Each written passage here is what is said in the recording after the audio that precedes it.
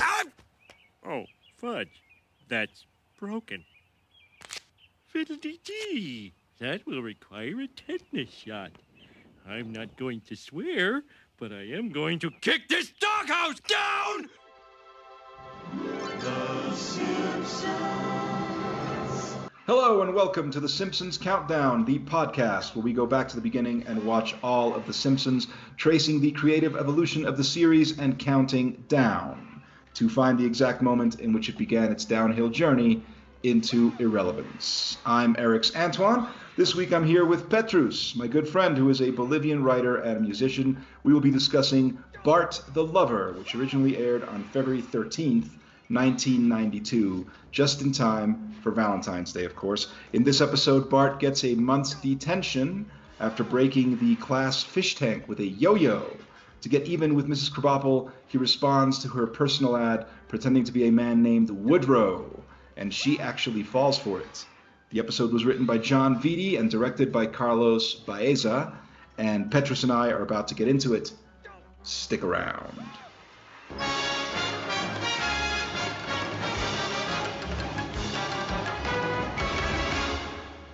So here we are to talk about Bart the Lover. Now, you really like this episode, right?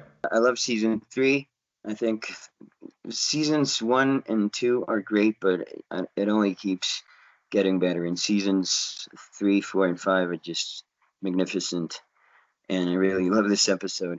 This is the first episode to focus on Krabappel, right? So it's a big deal for the writers. They wanted to try something different. One thing, you were talking about how season 3 is where it starts to get really good. You know, season 1 and 2, you've got some classic episodes there. But here in season 3 is where things really start to pick up and it starts to become a better show. So, and one of the things is that they start to explore the world more. They start to explore the world of Springfield. And we start to get more episodes that focus on other characters. Like it starts to become a little bit more focused on just the world in general. So here they decide to focus a little bit on the character of Mrs. Krabappel, kind of flesh her out a little bit. And I think it's an interesting story, but what I'm wondering is, what is it about this episode that you like so much? I mean, first of all, I love the fact that it's focused on Krabappel. She's a great character. But I think the fact that they already established the main characters, especially Bart in this case, it helps explore the other characters and flesh them out from the main character's perspective in a way. But I love the episode from the very beginning. The first part about the zinc, the clip with the kid from the 50s. That part is just great. That's a really funny. You're right. It's a really funny. I always found that really funny. He tries to kill himself. It's crazy that they didn't ban that part. That could have been censored. Yeah, well, I mean, in this day and age, maybe it would have been. It's intriguing that you're right. I mean, there's stuff there that they play for laughs, and that whole intro, it's a parody of like one of those old educational videos. Tries to shoot himself, but he doesn't have bullets because they're made out of zinc or something. Right, I think it was the firing pin. I think it's the firing pin in the gun or something like that's made of zinc. It's a great scene. It doesn't have anything to do with the rest of the episode, but the fact that it's black and white and it's one of those old educational films, I thought it was a great introduction, a great first scene that has nothing to do with the rest. Right. But then when the episode actually starts and Krabappel is looking through this like a magazine or something, and that first montage when she's like her bleak, depressing life, and she's like, "Oh, I need a man." I thought it was beautiful. It's because you have to think this was even before Bridget Jones, right? It's that kind of character you're creating, and I thought it was just such a beautiful portrayal of that frustrated, divorced woman in her 40s or something. And I just loved the whole approach to the character. And of course, the other bits like the subplots, the yo-yo thing and the swear words, the swear jar, are funny. But I think the main plot is just so strong. You don't even need to like divert your attention to the others. The others, like subplots, are just there for kicks, you know, anywhere. Because sometimes Simpsons, they're like secondary plots are just so strong. They sometimes yeah, they're even better than the first one, you know, than their main story. But in this case, you know, the crabapple Bart thing is just so beautiful. You don't even need the other thing, the other stuff. But still, you have a few really good moments there.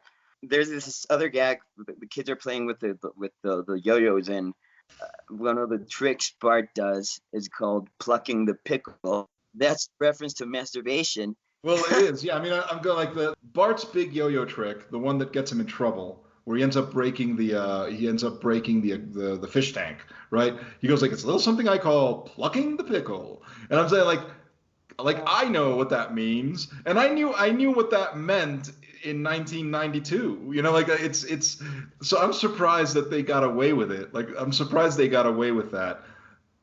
They got that past the censors because there's a couple of things. They did get away with everything back then. Like on one level, like the thing with the gun, right? Like the thing with the gun. Apparently at the time, standards and practices were a little bit like, hang on a second, this is a primetime show. You're gonna open with a gag about a kid trying to kill himself. It's a little, and I think they managed to get past it by saying, well, he doesn't actually point it at his head, but he does. Right. He does point it at his head. I read that, but it's pointed right at his temple, right? Right. It's like he does point it at his head, so. Wouldn't get away with that today. Yeah, that's for sure. Well, certainly not in like a primetime family-oriented show.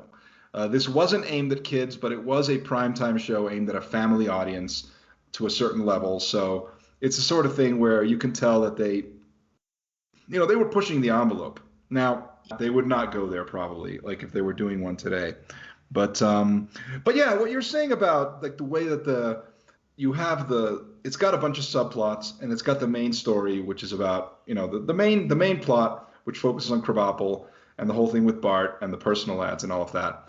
It is a well-written plot. It's a very well-written kind of story, and the character development is realistic. And so because of all of that, it's actually genuinely affecting. You get to know this woman, and she's realistically portrayed as a frustrated middle-aged woman. You know, a woman in her, we can assume either mid-30s, early 40s. You know, her age is not stated, but we can assume she's like between the ages of 35 and 40. And we know she's divorced. Yeah, we know she's divorced. And I like the fact that, you know, Bart is like, first he's the plumber, and then he's like a bartender. But the kind of attitude where like, tell me about your problems, ma'am, and he's cleaning up. Right. I just love this report they have, and even if she doesn't really know, you know, they have this connection, and I love that about the episode. And of course, the other stuff, you know, like Woodrow. Woodrow is such a perfect name, man. It's the perfect name, and the fact that it's like a hockey player, those details are just amazing, you know. And the subplot, you know, the swearing thing. Apparently, people were actually complaining about the swearing. It's a response to complaints that they had received, right? Complaints that the showrunners had received from like parents and other people who felt that the language was too edgy or whatever. So they said, let's do a joke about it. Stuff like, God damn it, I don't know. Right. But they're actually receiving complaints, so they wanted to like make fun of it or like acknowledge the fact that they were doing it. Actually, the thing about the swear jar, I mean, you're right. I think that the subplots, in other words, the swear jar subplot is like the main subplot, and it is very funny. And basically, that's where you get all the laughs. Because the central storyline, although there are laughs there too, there are some like, you know, there's intellectual humor, let's call it, but it is more of like a dramatic character story. And so, but it's a character story that works. It's like a genuinely affecting story because you get very invested in Krabappel's plight. Like you come to really appreciate her as a character, and you come to appreciate her situation in a realistic way. Like you go like, the way the story builds, by the time Bart has completed his revenge, because that's the whole, what we realize is that that's Bart's plan. He's going to kind of reel her, hook her in, seduce her, get her like to ask him out on like a date and stand her up. Like that's the plan, right? And so by the time it gets to that point, you genuinely feel bad for Mrs. Krabappel. The whole episode revolves around the final scene, and apparently James L. Brooks, he wanted the whole family to be a part of, writing the letter. And I thought it's a beautiful, memorable scene. Yeah, you're right. That final, the third act sequence, as it were, like when the whole family gets together to write the letter. Yeah, that was largely influenced by James L. Brooks. James L. Brooks, and in the first 2 seasons, you really see his influence with these sort of like dramedy elements where it's like it's a comedy, but it has like this sweet side to it, and it reflects the kinds of films that he would make, right? So like you'll see that sort of disappear. Like it starts to go away as we go further into the show, because that type of stuff, it occasionally you'll see it pop up here and there. That dramatic stuff, that like those sweet little buttons, they'll pop in here and there. But as far as it being that pronounced, that like earnest, that sweet, this really, it really starts to dissipate in this season. But anytime you see that in an episode, you can be sure that James L. Brooks had a hand in it. And so in this case, it's very much like something out of a James L. Brooks movie. The whole family getting together and writing this love letter. So the whole ending is actually very, it's very affecting. The whole climactic element of the show, the way that Bart, in a sense, sort of saves her, because she's like heartbroken. She got stood up by this guy, but then like she gets this beautiful love letter from him that says goodbye, and it's like, the whole thing is built very well, where it's not corny. It's like it's nice. When they attempt to do this later on in the show, sometimes it just feels sappy and like not genuine. In this case, I think it feels right, and you're involved, and you don't want this woman to ache so bad. It's a very moving moment. It doesn't feel corny like that, and sometimes they actually do. They don't know how to like manage the sweet and sour moments, but in this case, they actually, I think they do it beautifully. Yeah, I mean, I think it comes down to good writing, and good writing, because like you have a storyline, you have a story that is well constructed. So because of that, because it's such a well written story, and because the character development is genuine, and since it's focused on this whole thing, the idea is that, Bart is trying to get back at Krabappel for the detention.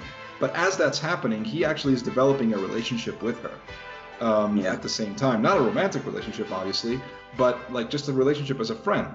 It's actually happening. He's becoming her friend, in a sense. Like everything that you said, the way they do it very subtly by having him be either the plumber or the bartender or whatever, just making small talk, that sort of thing. He's developing a genuine relationship. So by the end of it, what he comes to realize, of course, is that even though he started out with this plan of playing a really mean prank on her, by the end he realizes that he has come to care about her as a person and feels really bad that she's hurt. So the reason why it doesn't come off as sappy is because the episode earns it. The episode earns that ending, earns the emotion.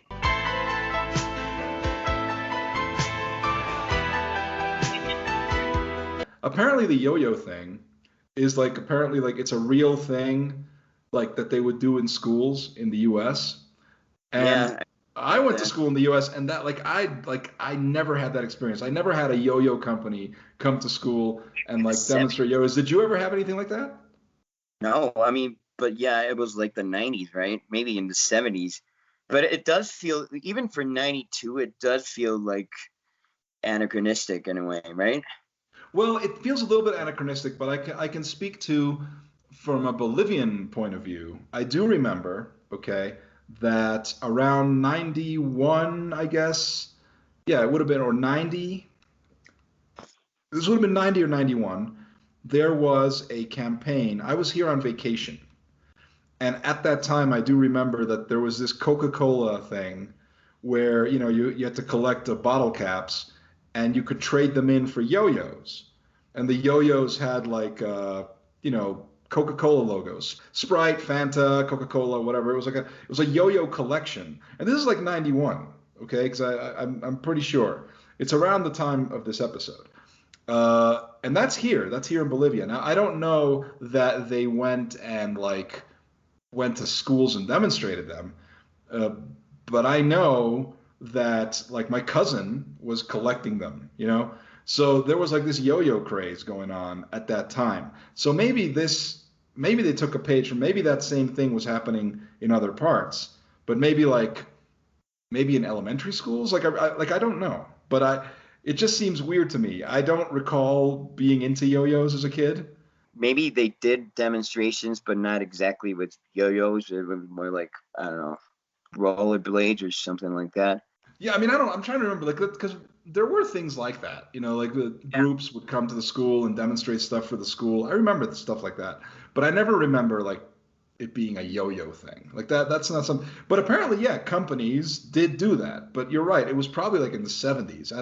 I don't think it happened in the 90s, the way that we see in this. It seems to be something from like the writers' childhoods. But again, yeah. I do want to point out that in the early 90s in Bolivia, at some point, there was a kind of yo-yo fad. This is the dawning of the age of Aquarius, age of Aquarius. It's like the show started out wanting to paint the teachers as kind of villains, quote unquote, the authority figures for the kids, because it has that sort of rebellious streak, the series. The writers put that into the show where it's like, yeah, well, school and the anti-authoritarian streak and authority figures are a mess and whatever. But for all of that, anytime they actually focus on the characters, anytime they actually focus on, let's say, Principal Skinner or Mrs. Krabappel, anytime they focus on them as characters, it's always to flesh them out and make them sympathetic.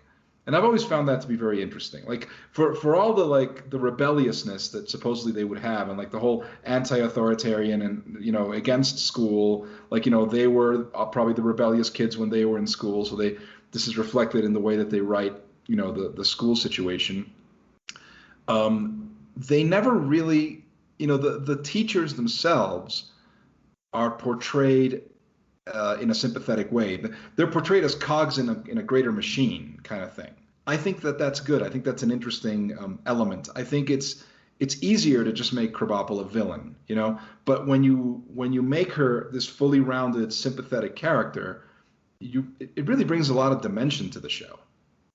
But even in terms of when you're fleshing out a character like Bart and you're exploring his environment, the kid is a pain in the ass, right? Mm-hmm. He's bound to piss some people off. Just picture the situation, like being this kid's teacher must be difficult, Yeah.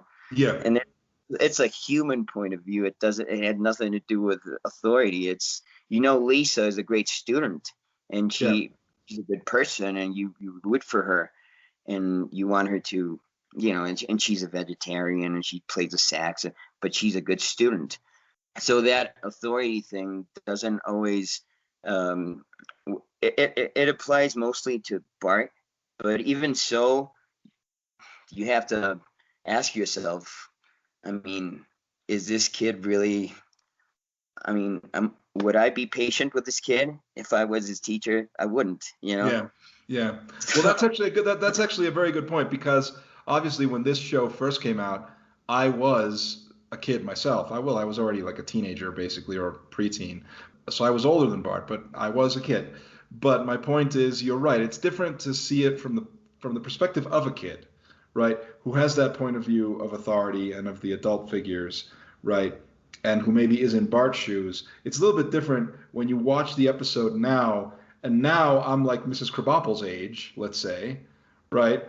And Yeah. I have worked as a teacher, and I've been a teacher of kids, and I've been in an environment like that where like I'm Mrs. Krabappel or I'm Principal Skinner, and so now I'm like, yeah, I get it now. Like what you're saying like makes sense. I get it now. I get it now. It's like I get it. I'm like, okay, yes, Bart is a pain in the ass.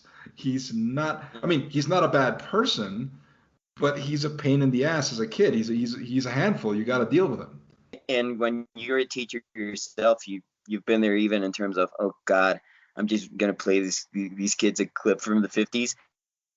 I really don't want to do this today.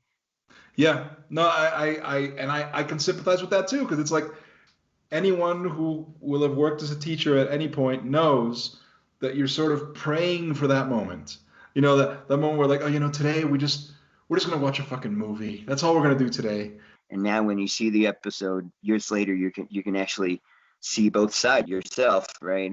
Yeah. You were younger, you were just, you didn't really care, and I remember watching it when I was a kid. Like the funniest part was like, I am gay, Well, yeah, no, it just obviously. cracked me up. Right, yeah. Now these other details I find enjoyable, and I think it's just beautifully written episode. Yeah, well, actually, that's also a good point, because you're right. I mean, even back then, I was gonna bring that up. The part that I always remembered about this episode, the part that I always liked, my favorite part of the episode was the whole thing with the swear jar subplot, right? Yeah. That whole sequence, and it is very funny. Even now, it's very funny. But back then, Yeah. that was the part that I loved in the episode. Like Homer getting cut off just before saying the swear word. It's like, Yeah, yeah, had to record it with swear words, right? Yeah, What I read is he recorded the whole thing. He would record the whole thing, and they cut it off in the editing. And that's why it's funny, because it's like, it's like Homer, that was a 20, and he goes like shit, and like it gets like cut off, right? What I read is they had kids over because it was like their visit to the studio, and he was Yeah. recording them. And the kids, they were like 8-year-olds, and they were like, "Oh my God!" Right, yeah, listening to Homer like swear, like going like shit, fuck. He was swearing like the whole thing, the whole montage. It's like 20 swear words. So that's great. That's a great like backstage story. He actually traumatized a few kids in real life. Homer, that was a 20. Yeah. Good. Oh, you son of a... Hey, Homer, I owe you one, buddy. No sooner had I shaved off the old cookie duster than a lady cast me in a commercial. I'll tell you, the way these checks keep coming in, it's almost criminal. You dirty best. What do you think, Lisa? How's the dog supposed to get in? Well, he just goes, oh.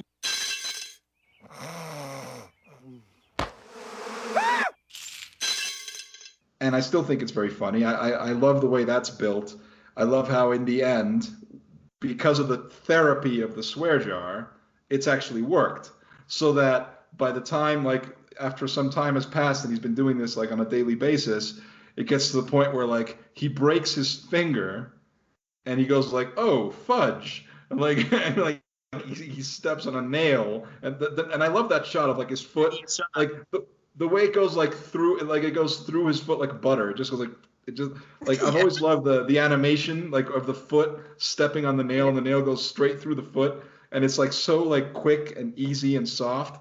And I've always like found that really funny, and the fact that he just goes like, oh no, like a fiddle dee dee, right? And that's still my favorite part of the episode. That one part where Homer is no longer like where the swear jar therapy has worked, and now he cannot swear at a moment where it would be completely acceptable for you to swear. Yeah, But- the subplot is funny. It's basically just for laughs. Yeah, it's there for laughs. It's there for laughs. They're good laughs, but it's a comedy show, and it's also a show that all Simpsons episodes are built that way. You always have a main story, you have the A story, you have the B story. That's usually how it goes. Yeah, so what I said, sometimes the B story is like a lot, it's so great, it's somehow That it overshadows the A story. Yeah. But in this case, it just like it doesn't really interfere like, in terms of where your attention is focused. Yeah, that is true. This is one of the cases where the A story is very strong, and it's strong enough to really carry the episode. Is there anything else you wanted to mention about this episode? Yeah, I wanted to ask you about the Ernest P. Worrell thing. Ernest Needs a Kidney, the movie Bart watches when he stands Yeah. crabapple. Yeah, it doesn't exist. If that's no, so But you were like, but so you're not some. Okay, so there you go. You told me how you were living in the States in the early '90s. You returned to Bolivia in '92. Is that true? Did I get that correctly? yeah, so I know the character was a reference to that, but it was kind of obscure. It has Okay. nothing to do with the rest of it. Yeah. It felt. I mean, it's true. It felt obscure to you back in, and if why wouldn't? Because I'm gonna assume. I mean, you're younger than I am. We don't need to give our actual ages, but I do know you're younger than I am. When I saw the character, like I saw his face, it was like, oh, that guy. Now I remember. Right.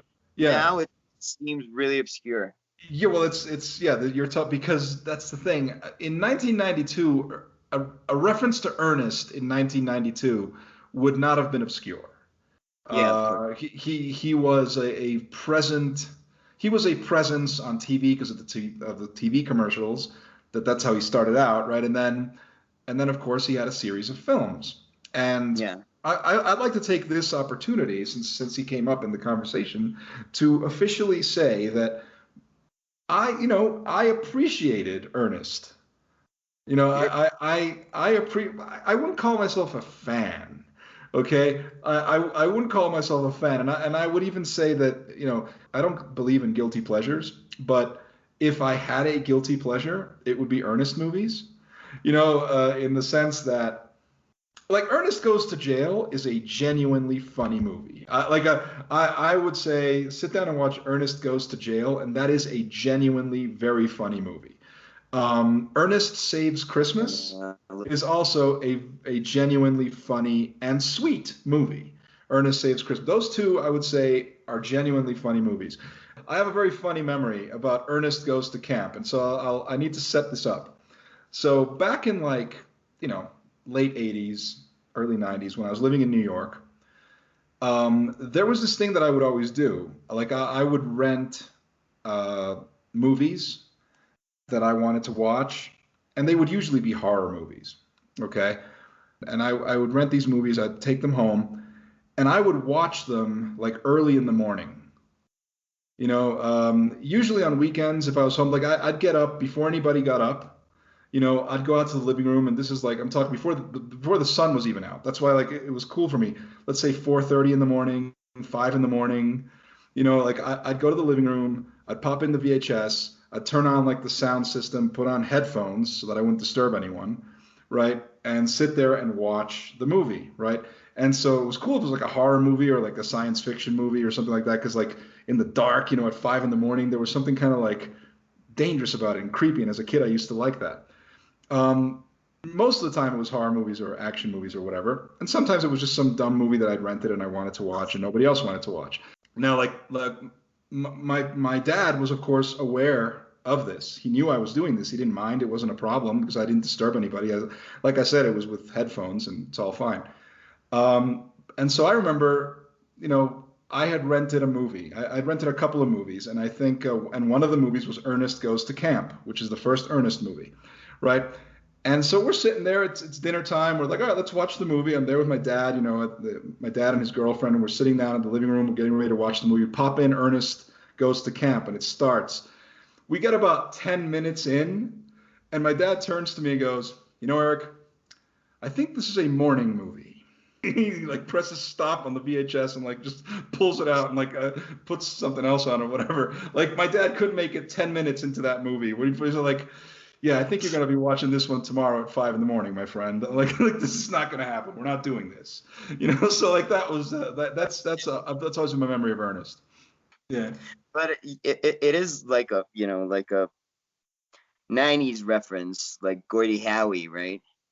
Yeah, well, he's actually, because they like for Gordie Howe, like the hockey player.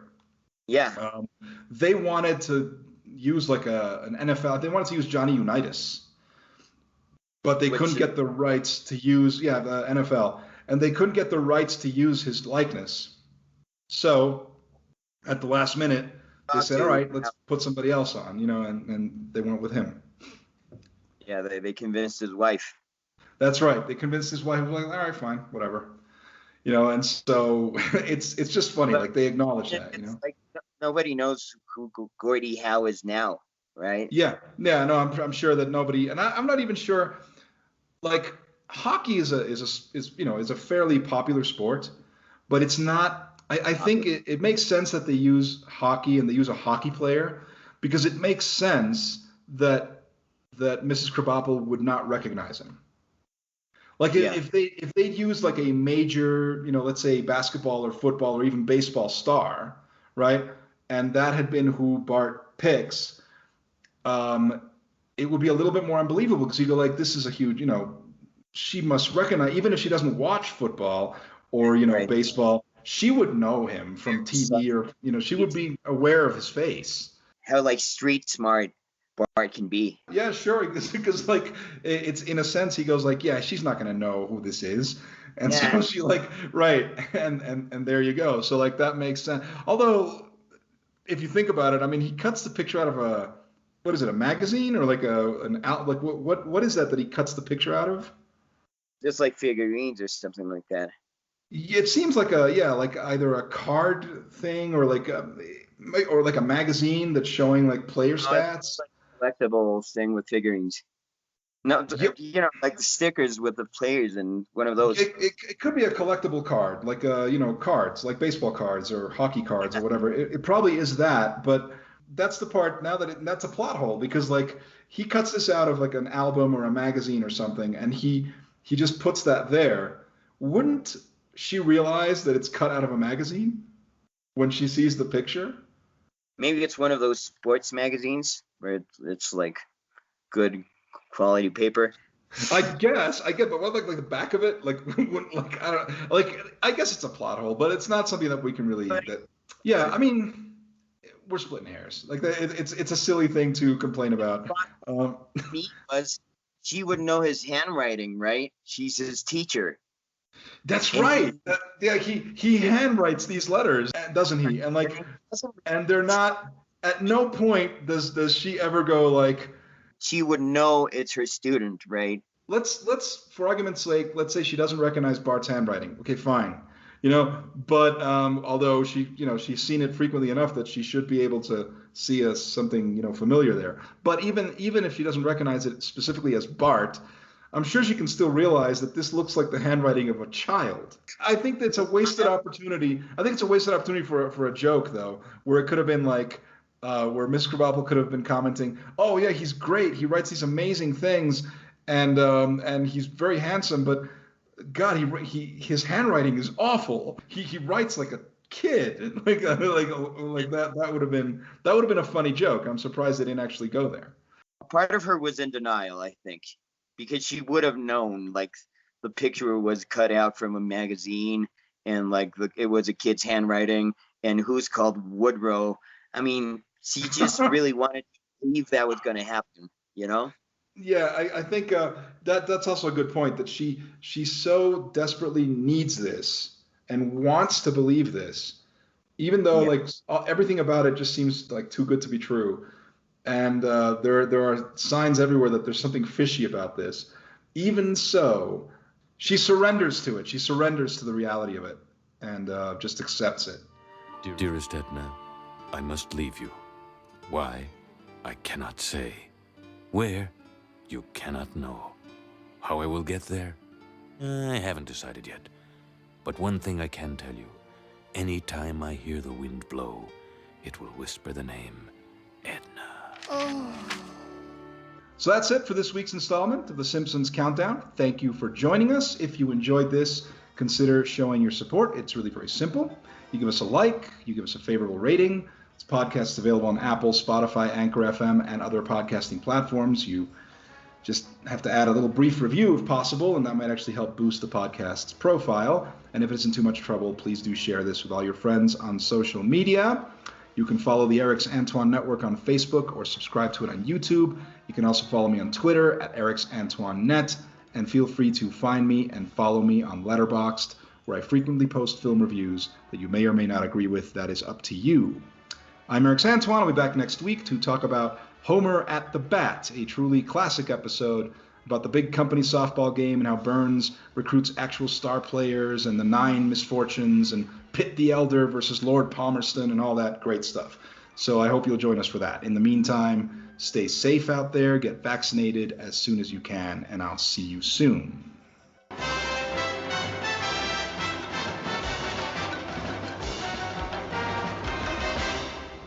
Hey, Burns, I just love these outer space movies, don't you? This is my all-time favorite one, too. This is called Attack of the Moon People, and this is where the evil vendor sends his atomic... Shh!